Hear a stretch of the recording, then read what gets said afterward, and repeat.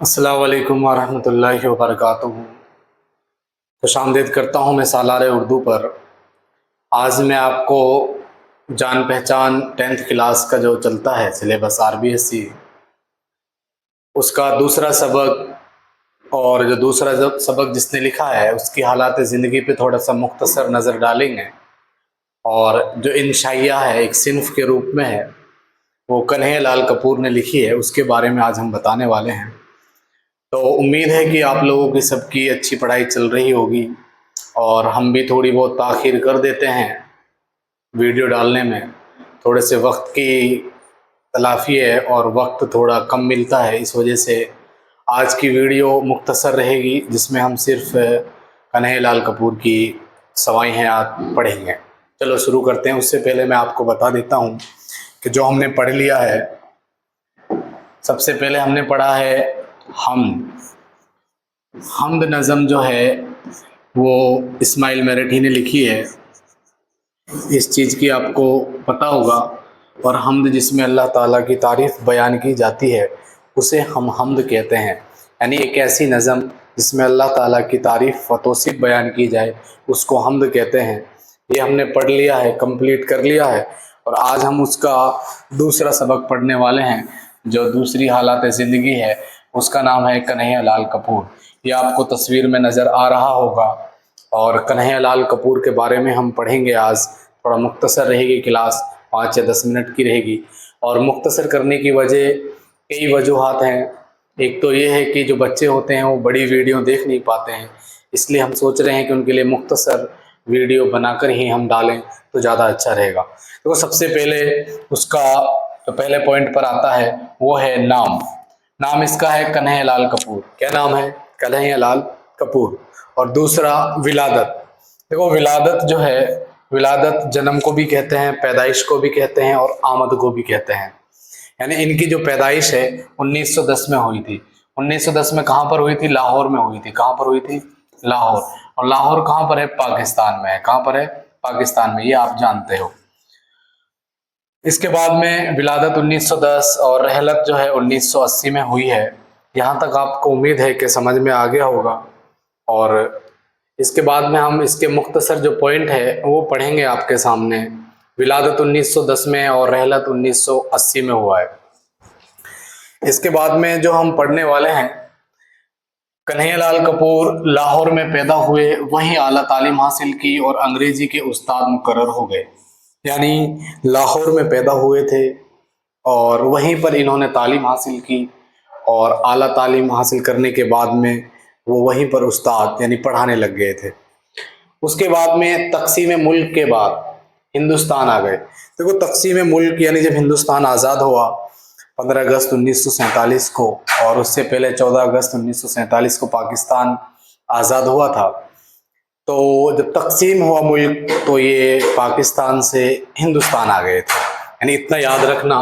बाकी जो ये तक़सीम मुल्क है बहुत ख़तरनाक मंज़र रहा होगा, बहुत मंज़र ख़तरनाक और बहुत ही ऐसा भयानक मंज़र रहा होगा जिसे हम अपने लफ्ज़ों में बयां नहीं कर सकते हैं। और इसके बाद में देखो, और गवर्नमेंट कॉलेज मोगा पंजाब में प्रिंसिपल के अहदे पर मुलाजिम हो गए। देखो जब वो पाकिस्तान में एक जॉब कर रहे हैं, टीचर हैं, तो हिंदुस्तान में आने के बाद में एक जगह पड़ती है पंजाब के अंदर मोगा, वहाँ पर ये प्रिंसिपल के अहदे पर मुलाजिम हो गए थे। इसके बाद में यही इनका इंतकाल हुआ। यही उनका इंतकाल हुआ, यानी पंजाब में मोगा में उनका इंतकाल हो गया था। कब हो गया था? 1980 में। 1980 में इनका इंतकाल हो गया था। और इनका जन्म जो है 1910 में इनका जन्म हुआ था। कोई दिक्कत यहाँ तक? उम्मीद है कि आप लोगों के समझ में आ रहा होगा। यानी वहीं पर मुलाजिम हो गए और यहीं उनका इंतकाल हुआ। इसके बाद में तंज व मीज़ा उनका ख़ास मैदान है। देखो जो तंज व मीज़ा है एक सिन्फ है।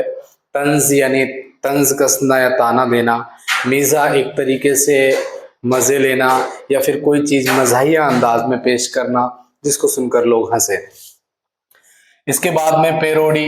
देखो ये जो पैरोडी है ये यूनानी लफ्ज़ है जिसके लग़वी मायने हैं यानी जवाबी नगमा, जिसमें किसी नज़म व नसर की नकल उतारी गई हो। वो होता है पैरोडी।